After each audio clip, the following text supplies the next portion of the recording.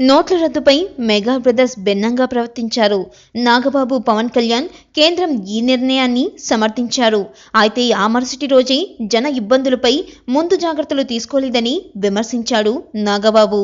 ఇక చిరంజీవి నేరుగా ఈ విషయంపై స్పందించలేదు. కానీ ఆయన ఉన్న కాంగ్రెస్ పార్టీ మాత్రం నోట్ల రద్దును ప్రశ్నిస్తోంది.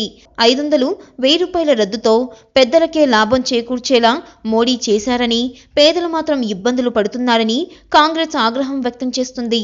పవన్ ఈ విషయాన్ని సమర్థిస్తూ మాట్లాడినప్పుడు తాను మోడీ అభిమానిని కాదని, అంతకుమించి బీజేపీ వ్యక్తిని కాదని, తన సోదరుడు చిరంజీవి కాంగ్రెస్ పార్టీలో చేరినప్పుడే తాను కాంగ్రెస్ వ్యక్తిని అయ్యానని, కానీ మంచి చేసినప్పుడు పార్టీలకు అతీతంగా ప్రశ్నించాలన్నారు.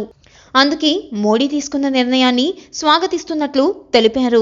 గత 70 ఏళ్లలో ఇలాంటి దమ్మున్న ప్రధానమంత్రిని చూడలేదని పేర్కొన్నారు. నోట్ల రద్దుపైన చాలా మంది విమర్శలు చేస్తున్నారని, కానీ విమర్శలను, తిట్లను ఆయన పట్టించుకునే నాయకుడు కాదని చెప్పారు. మంచి చెయ్యాలనుకున్నప్పుడు స్వాగతిద్దామన్నారు.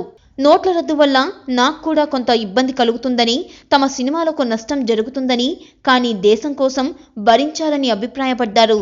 చిరంజీవి ప్రజారాజ్యం పార్టీని కాంగ్రెస్ పార్టీలో విలీనం చేసినప్పుడు నాగబాబు ఆయన వెంటే ఉన్నారు.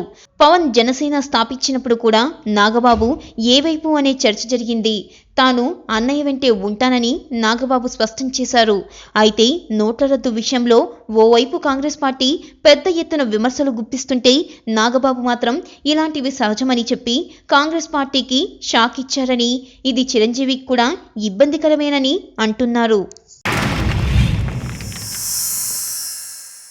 Like and subscribe Eagle Media Works.